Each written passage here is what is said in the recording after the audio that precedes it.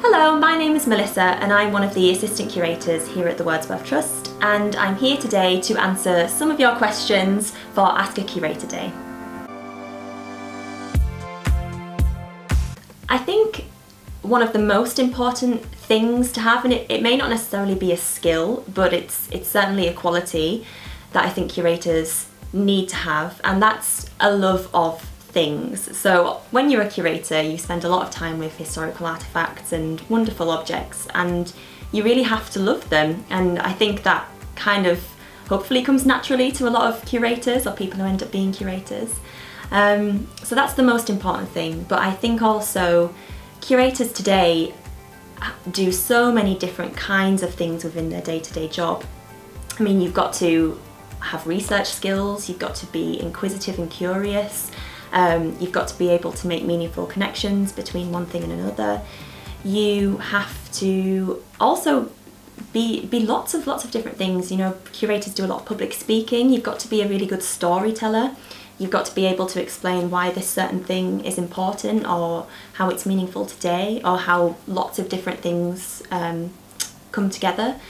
You've also got to be a lot of things that you might not necessarily expect, or you've also got to have a lot of skills that you might not expect, like you've got to be able to project manage, you've got to be able to write when you're writing interpretation for exhibitions or for other different projects. You've got to be able to coordinate lots of things all at once. You've got to be someone who can write for social media. You really do have to be lots of different kinds of things within a curator role, which is what makes it so interesting, and no day is ever the same, really.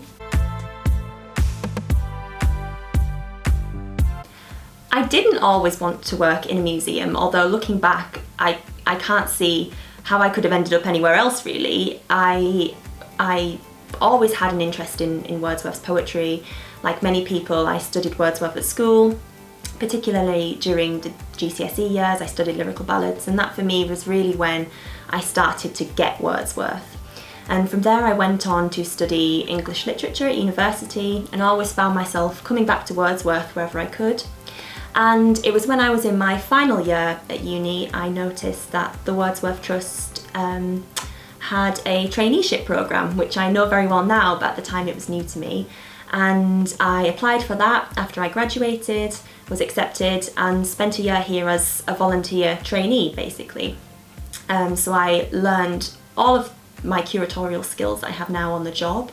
I kind of worked with the curators here and shadowed them, worked with the public as well, doing guided tours of Dove Cottage, and it was a fantastic year. And luckily for me, after that year I was able to get a permanent job here. So I worked as the assistant to the curator, the head curator here, for a couple of years, and then became one of the assistant curators after that. And as I said, I can't really think of where else I would be, because this job just blends for me so perfectly my personal interest in literature and history, and I get to use those and build on those every single day.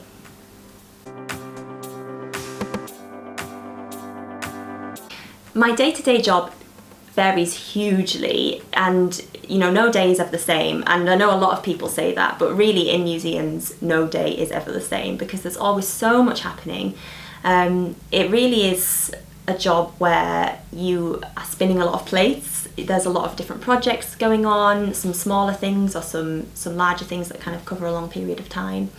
My typical day contains a little bit of working with the objects that you can see around me, some work in the collection, maybe a little bit of research.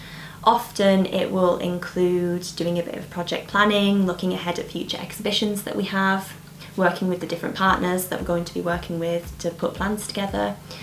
Most recently we've been working on the interpretation for our new museum, which we're having here as part of Reimagining Wordsworth. So it's a huge variety, and of course there's things that you might consider boring, like the admin and the office work and the emails, but you rarely spend a full day sitting down at your desk. You're always on the move somewhere, travelling around the site, going to the cottage, travelling off-site as well. We do a lot of work around this county in Cumbria, which is really, really interesting.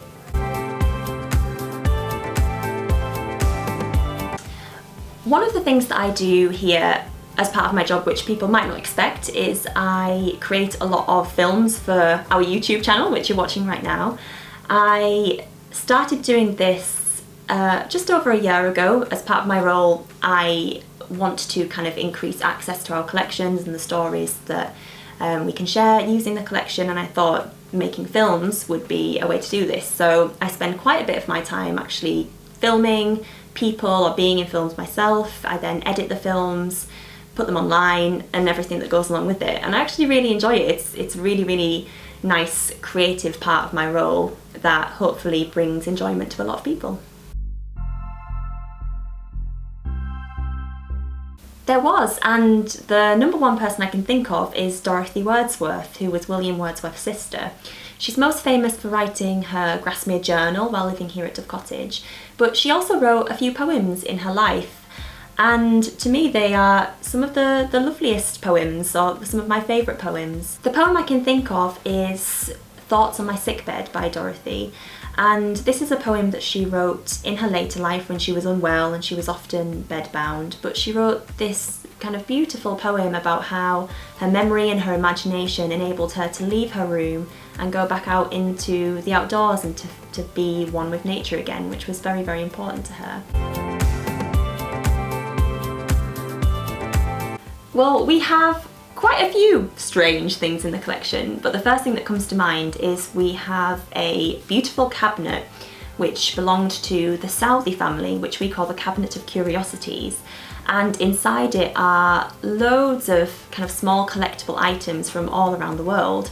From memory, in there we have a dead frog, we've got a ball of camel's phlegm, and there are just loads of other really strange things like that inside the cabinet. And actually, a couple of months ago, my colleague Poppy, who's also an assistant curator, did a film all about the contents of that cabinet. So if you want to watch it, we'll leave the link down below. I hope you've enjoyed hearing about my life as a curator here at the Wordsworth Trust. And if you have any more questions, feel free to leave them in the comments down below and we'll answer them for you.